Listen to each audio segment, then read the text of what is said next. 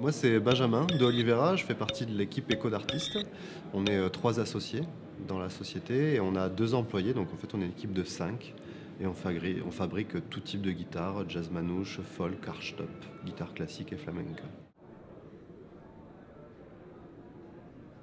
Vocation pour les arts, dans la guitare par hasard, pas complètement, avec la musique, avec toute la culture musicale que m'a enseigné mon père, ma mère, tout ça, c'était déjà la petite fibre. Et après, la création, ça me plaisait. Et j'ai fait des études de chimie, moi, physique. Et la lutherie, c'était le bon compromis, je trouve, entre la science et l'art. Donc voilà, c'est tombé sur ma route et j'ai saisi l'opportunité.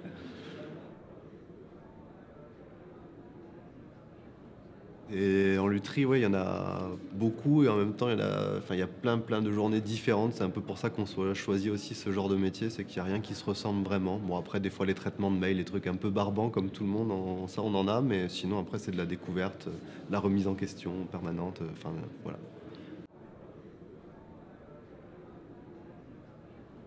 Je me dis souvent, si tu le fais pas, tu peux pas savoir. Donc, des fois, il faut arrêter de tergiverser. Tu fais, tu crées. Et si ça loupe, tant pis, tu loupes. Mais au moins, tu sais pourquoi ça loupe. Et c'est un peu, vas-y, passe à l'action. Et comme ça, tu vas savoir vraiment. Parce qu'avec des matières vivantes comme ça, il faut leur parler, il faut agir avec elles, quoi.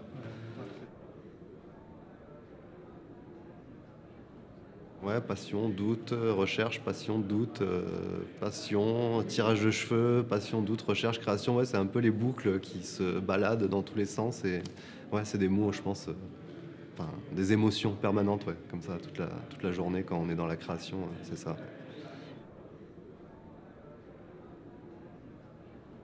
Innovante, inspirante, des fois déroutante aussi, vu qu'on fait des choses un peu modernes. Parfois les gens sont surpris, mais après, à force d'essayer, de comprendre, c'est des nouvelles sonorités, des nouvelles façons d'aborder l'instrument, donc parfois on ne sait pas trop où se placer. Mais là, on commence à être un peu connu, donc on a un peu, comment dire, validé le projet qu'on avait démarré avec ces guitares un peu avec des ouïes dans tous les sens. C'est bon, c'est fait. On est quand même pas mal dans le côté innovation, expérimentation. Après, dans certains modèles comme les guitares manouches, on tire un peu vers la tradition, mais on essaye quand même à chaque fois d'emmener soit des nouvelles teintes, des nouveaux concepts quand même de barrage. Donc, il y a des instruments qui le permettent moins, on va dire, enfin, au niveau esthétique, au niveau sonore, mais on essaye quand même toujours d'alimenter avec des nouveaux concepts. Après, on voit, ça plaît pas. Parfois, c'est le musicien qui nous trouve et qui demande un concept un peu innovant. Donc, nous, toutes ces idées un peu farfelues, des fois qu'il peut avoir dans la tête, on les réalise techniquement. Et parfois, c'est nous qui apportons en fait un concept. Et parfois, il faut saisir aussi le bon musicien qui va arriver, on va dire, à accepter ce nouvel instrument et arriver à en jouer, à l'interpréter, on va dire. Et ça, bon, parfois, il y a des instruments qui ont été créés et qui sont magnifiques, mais qui n'ont jamais trouvé non plus l'âme sœur, on va dire, un petit peu humaine.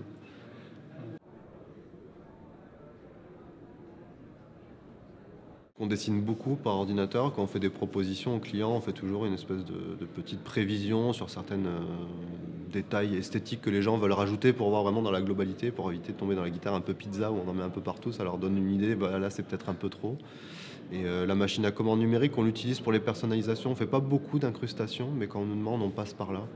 Moi, c'est pas, enfin, comment dire, je passe pas enfin, j'ai pas de plaisir particulier à passer des heures à incruster.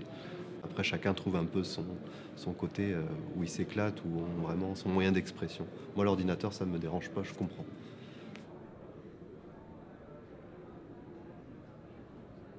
Là, on apporte une réelle plus-value dans la lutherie en prenant soin de travailler vraiment les instruments indépendamment les uns des autres.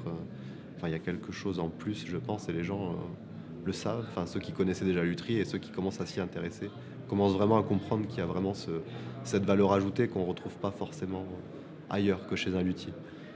Si tous les gens qui viennent autour de toi, en général, te mettent pas trop le doute sur ton projet, que tu gardes la conviction, en général, il faut foncer, il faut y aller à fond. Après, petit conseil, c'est ça. Moi, je dis souvent, essayer d'être plus chef d'entreprise, entrepreneur, des fois avant d'être luthier. Parce qu'il y a beaucoup de choses autour. Des fois, on peut être très talentueux et pas gérer tous les aspects autour de la société qui sont hyper importants maintenant. L'image, la communication, la gestion, la recherche de subventions, d'aides, de partenariats. Donc, moi, je me vois plus comme chef d'entreprise et entrepreneur que luthier. Enfin, ça passe au second, enfin, pas au second plan, mais en deuxième pour moi.